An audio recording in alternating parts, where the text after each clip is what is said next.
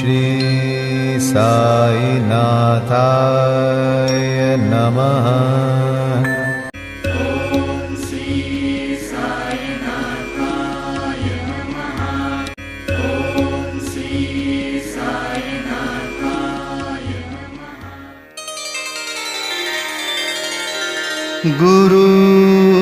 गुरुर्ब्रह्मा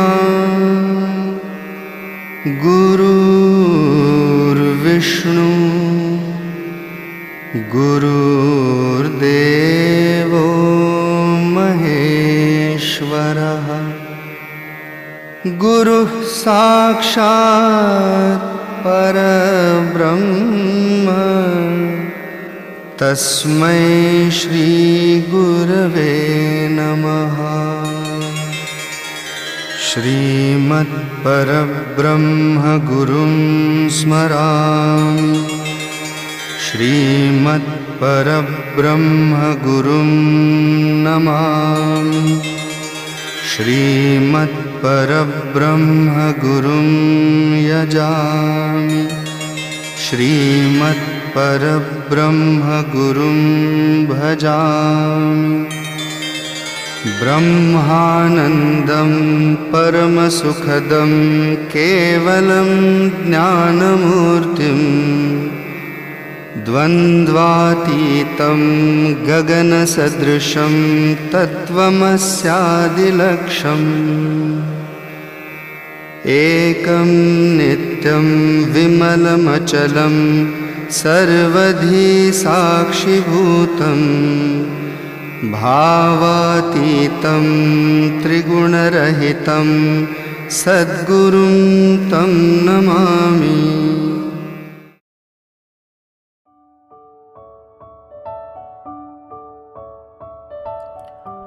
మహారాష్ట్ర దేశంలోని వారందరికీ శ్రీ గురుచరిత్ర సుప్రసిద్ధము. ఆ దేశమంతటా దత్తాత్రేయ భక్తులు దీనిని చదివెదరు. కొందరు దీనిని నిత్య పారాయణం చేసెదరు. దీనిని రచించిన వారు సరస్వతి గంగాధరుడు. ఇందులో శ్రీపాద శ్రీవల్లభ స్వామి యొక్క మరియు శ్రీ నృసింహ సరస్వతి స్వామి యొక్క లీలలు విచిత్ర చర్యలు వర్ణించబడినవి. వీరిద్దరూ దత్తాత్రేయుని ముఖ్య అవతారములు. ప్రముఖ మరాఠీ గ్రంథకర్తయగు శ్రీ ఎల్ఆర్ పాంగాకర్ అభిప్రాయం ప్రకారము ఈ రెండు అవతారములు 14 మరియు 15 శతాబ్దాలలో వెలిసెను. దత్తాత్రేయుని తదుపరి అవతారములు కూడా కలవు. ఇందులో ముఖ్యమైనవి నైజాం ఇలాఖాలో శ్రీ మాణిక్య ప్రభువు, ఇంకా షోలాపూర్ జిల్లాలో శ్రీ అక్కల్కోట్ మహారాజు గారు. చిట్ట చివరికి అహ్మద్ నగర్ జిల్లాలోని షిర్డీలో ఉన్నటువంటి శ్రీ సాయినాథుడు. బాబా 1918 సంవత్సరంలో మహాసమాధి చెందిరి. శ్రీ అక్కల్కోట్ మహారాజ్ అవతార పరంపరయే శ్రీ సాయిబాబా అని కొందరు భక్తుల నమ్మకం. 5వ అధ్యాయంలో వేప చెట్టు క్రింద పాదుకలు ప్రతిష్ఠించిన కథ, ఇంకా 26వ అధ్యాయంలో చెప్పబడిన హరిశ్చంద్ర పితలి అనుభవము ఈ నమ్మకమును దృఢపరుచున్నవి. పైన వివరించిన 2వ అవతారముల విచిత్ర లీలలను శ్రీ గురుచరిత్ర గ్రంథమందు 53వ అధ్యాయంలో సరస్వతి గంగాధరుడు ఎట్లు వర్ణించెనో అట్లే శ్రీ గోవింద రఘునాథ్ ఉరఫ్ అన్నా సాహెబ్ దాభోల్కర్ అంటే హేమాండ్ పంత్ గారు శ్రీ సాయి లీలలను 53వ అధ్యాయములలో శ్రీ సాయి సచ్చరిత్రము అను గ్రంథంలో వర్ణించి ఉన్నారు. కనుక శ్రీ సాయి సచ్చరిత్రము ఈనాటి గురుచరిత్ర అని చెప్పవచ్చును. పై చరిత్ర గురించి ఈ దిగువ అంశములు గమనార్హములు. శ్రీ గురుచరిత్రను రాసిన వారు కన్నడము వారు కాబట్టి వారికి మరాఠీ భాష బాగుగా తెలియకుండెను. అయినప్పటికీ వారి ఇష్టదైవము యొక్క ఆశీర్వాదం వల్ల మరాఠీ భాషలో ప్రసిద్ధికెక్కిన గొప్ప గ్రంథమును వారు వ్రాయగలిగిరి. శ్రీ సాయి సచ్చరిత్రము యొక్క గ్రంథకర్త సుప్రసిద్ధ మరాఠీ వారు. వారు మహారాష్ట్ర దేశంలో అనేక యోగుల చరిత్రలను చదివి ఉన్నారు. ప్రసిద్ధి చెందిన ఏకనాథ భాగవతము వారి నిత్య పారాయణ గ్రంథము. శ్రీ సాయి సచ్చరిత్రను జాగ్రత్తగా చదివినచో ఏకనాథ భాగవతంలోని పెక్కు విషయాలను శ్రీ సాయి సచ్చరిత్రంలో పొందుపరచబడి ఉండుట చూడగలరు. శ్రీ గురుచరిత్రము ముఖ్యముగా కర్మకాండపై ఆధారపడి ఉండుటచే దానిని బోధపరుచుకునుట బహు కష్టము. దానిని ఆచరణలో పెట్టుట మరింత కష్టము. దత్తాత్రేయుని ముఖ్య శిష్యులు కూడా దానిని ఆచరణలో పెట్టలేకున్నారు. శ్రీ సాయి చరిత్రము అట్టిది కాదు. అందులోని విషయములు తేట తెల్లములు. మిక్కిలి సామాన్యమైనది. ఇందులో చెప్పిన వారిని అందరూ సులభముగా గ్రహించి ఆచరణలో పెట్టగలరు. శ్రీ గురుచరిత్రలో వర్ణించిన విషయములు అవి జరిగిపోయిన నూరేళ్లకు వ్రాయబడిన. కానీ శ్రీ సాయి సచరిత్రలోని కొన్ని లీలలు రచయిత స్వయంగా చూచెను. శ్రీ సాయిబాబా యొక్క అనుమతి పొంది వారి ఆశీర్వాదంతో ఈ గ్రంథమును ప్రారంభించను. వారి ఆజ్ఞానుసారము అక్కడక్కడ ముఖ్యమైన విషయములు, లీలలు టూకీగా వ్రాసి ఉంచుకొనెను. 1918 సంవత్సరంలో సాయిబాబా సమాధి చెందిన తరువాత శ్రీ సాయి లీల మాసపత్రికలో శ్రీ సాయి సచరిత్రమును కొంచెంగా ప్రకటించెను. శ్రీ సాయి సచరిత్రము ఈ విధంగా 1923 నుండి 1929 వరకు శ్రీ సాయి లీలలో ధారావాహికంగా ప్రచురింపబడి 1930లో పూర్తి గ్రంథ రూపంగా ముద్రించబడినది. కనుక శ్రీ సాయి సచరిత్రమును ప్రస్తుత గ్రంథము అధికారికమైనది. షిర్డీలో శ్రీ సాయిబాబా సశరీరులుగా ఉండగా దర్శించుకున్న భాగ్యం లభించని సాయి భక్తులకు ఈ గ్రంథము నిజంగా ఒక వరం. శ్రీ సాయి సచరిత్రమును అన్నా సాహెబ్ దాబోల్కర్ వ్రాసను. కానీ ప్రతి అధ్యాయము చివర శ్రీ సాయి ప్రేరణచే హేమాన్ పంత్చే వ్రాయబడినది అని ఉంటుంది. కావున ఈ హేమాన్ పంత్ ఎవరని పాఠకులు అడగవచ్చు. అన్నా సాహెబ్ దాబోల్కర్ మొట్టమొదటిసారి శ్రీ సాయిబాబాను సందర్శించినప్పుడు బిరుదును దాబోల్కర్కు కరుణించింది. ఎప్పుడు ఏ సందర్భంలో ఈ బిరుదుని అతనికి వసంగినో అను విషయంను 2వ అధ్యాయంలో రచయిత చెప్పి ఉన్నారు. అన్నా సాహెబ్ జీవిత చరిత్ర ఈ దిగువ క్లుప్తంగా చెప్పబడినది. గ్రంథ రచయితకు దాబోల్కరు 1859 సంవత్సరంలో ఠాణా జిల్లాలోని కేల్వే మాహిమునందు ఒక పేద ఆర్య గౌడ బ్రాహ్మణ కుటుంబంలో జన్మించింది. వారి తాతతండ్రులు దైవభక్తి గలవారు. దాబోల్కరు తమ ప్రాథమిక విద్యను స్వగ్రామం ముందే పూర్తి చేసి పూనాలో 5వ స్టాండర్డ్ వరకు ఆంగ్ల విద్యను అభ్యసించారు. కుటుంబ ఆర్థిక పరిస్థితులు అంత బాగుగా ఉండకపోవడచే వారు పై క్లాసులు చదువుకోవడం మానుకుంటారు. అప్పట్లో ఉన్న సర్కారు నౌకరీ పరీక్షలో ఉత్తీర్ణులై తన ఊరిలోనే బడిపంతుల ఉద్యోగంలో ప్రవేశించారు. ఆ సమయం నందు కులాబా జిల్లాలో మమల్తదారుగా ఉన్న సాబాజీ చింతామణి చట్నీస్ అనువారు వీరి సచ్చీలతను, బుద్ధి కుశలతను, సేవానిరతిని చూచి మెచ్చుకొని తలాఠీ అను గ్రామోద్యోగిగా నియమించింది. తరువాత ఇంగ్లీషు గుమాస్తాగా విసిరి పిమ్మట మమల్తదారు కచేరీలో హెడ్ గుమాస్తాగా నియమించింది. కొంతకాలం జరిగిన పిమ్మట అటవీ శాఖలో ఉద్యోగిగా నుంచింది. కొన్నాళ్లకు కరువు సంబంధపు పనులందు ప్రత్యేక ఉద్యోగిగా గుజరాత్లోని బ్రౌచ్లో నియమితులైరి. ఆయా ఉద్యోగాలలో తమ బాధ్యతలను అత్యంత సమర్థవంతంగా నెరవేర్చడం వలన 1901 సంవత్సరంలో ఠాణా జిల్లాలోని షాహాపూర్లో మమల్తదారుగా నియమింపబడిరి.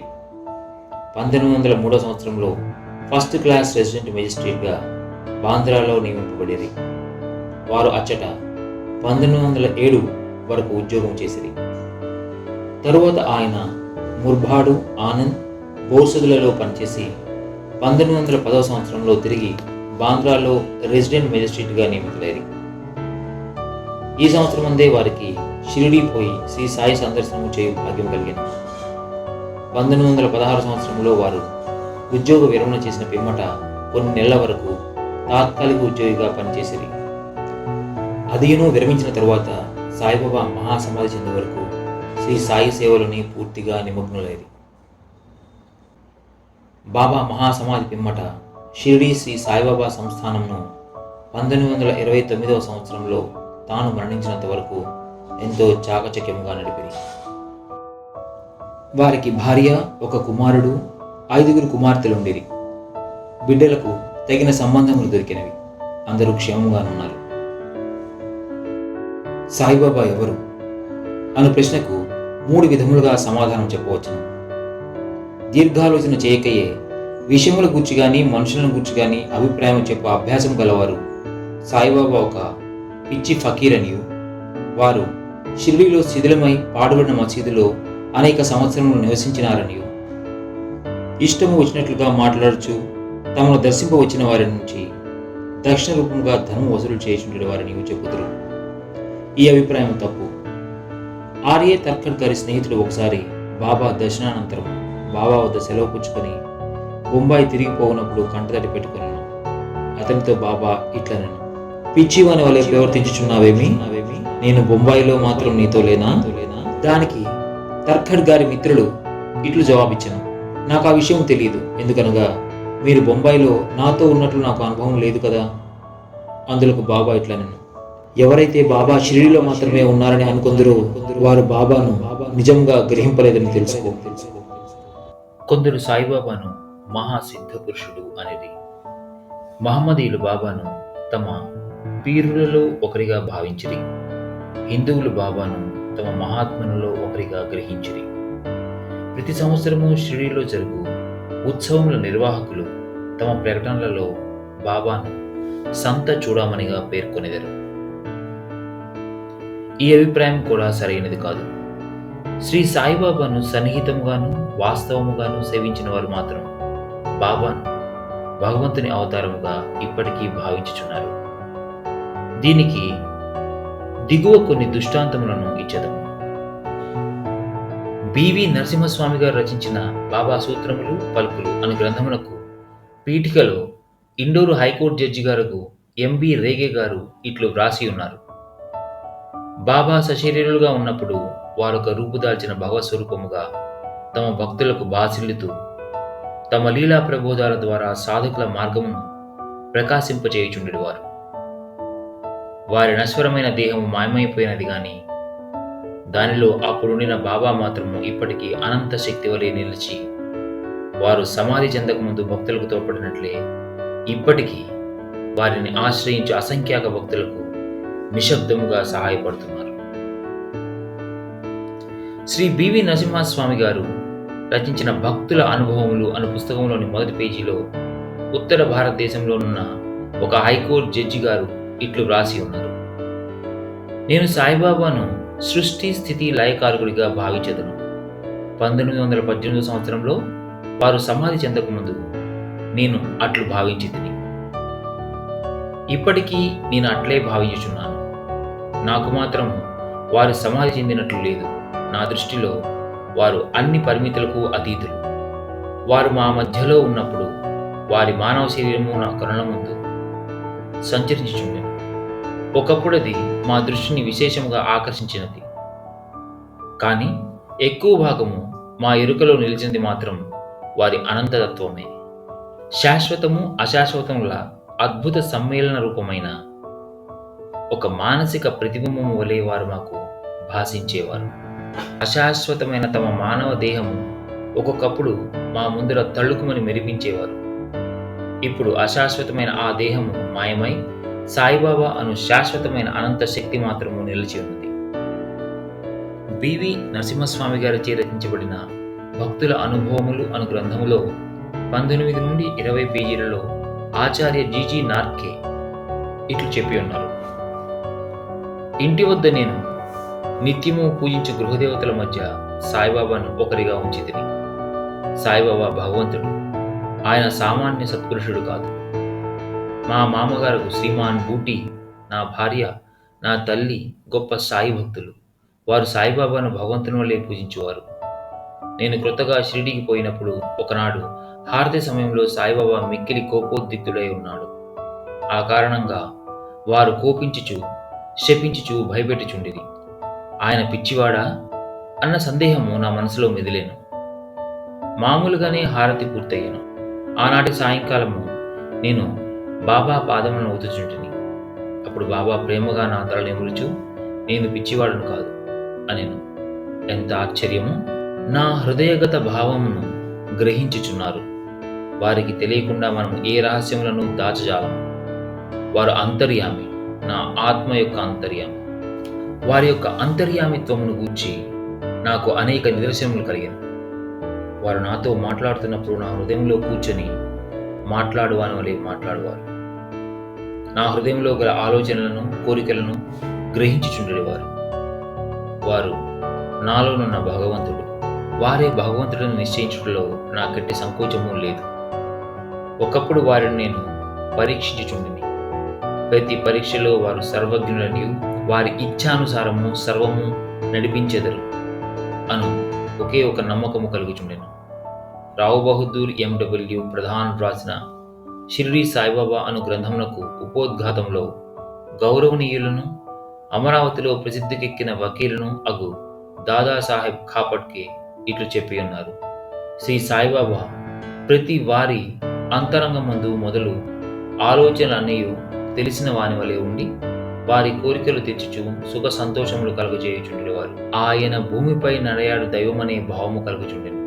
దాసకుని మహారాజు తమ స్థవన మంజరి అను స్తోత్రమునందు సాయిబాబాను జగత్ యొక్క సృష్టికర్తగాను, నిర్మలమైన అంతరాత్మగాను, నిత్య శాంతిమూర్తిగాను వర్ణించి ఉన్నారు. హేమాన్ పంత్ శ్రీ సాయి సచరిత్రము యొక్క మొదటి అధ్యాయంలో సాయిబాబాను గోధుమలు విసరుచుండిన ఒక వింత యోగిగా వర్ణించెను. కానీ రాను బాబాతో సంబంధం పెరిగిన కొలది బాబాను భగవంతుడనియు సాక్షాత్ పరబ్రహ్మ స్వరూపుడనియు చెప్పి ఉన్నారు. షిరిడీ భక్తులందరూ, ముఖ్యముగా మాధవరావు దేశపాండే ఉరఫ్ శ్యామ అనువారు బాబాకు మిక్కిలి భక్తులు. వచ్చిన భక్తులందరితో కలిసిమెలిసి తిరుగుతాడు. ఆయన ఎల్లప్పుడూ బాబాను దేవా అని సంబోధించేవాడు. ఈ భక్తులందరి అభిప్రాయములను అవతరించి వారు చెప్పిన దానిలోని యథార్థమును గ్రహించి శ్రీ సాయి అవతార పురుషుడని భావించదముగాక. ఉపనిషత్ ద్రష్టులైన మన పూర్వ ఋషులు భగవంతుడు సర్వాంతర్యామి అను సత్యమును దర్శించేది.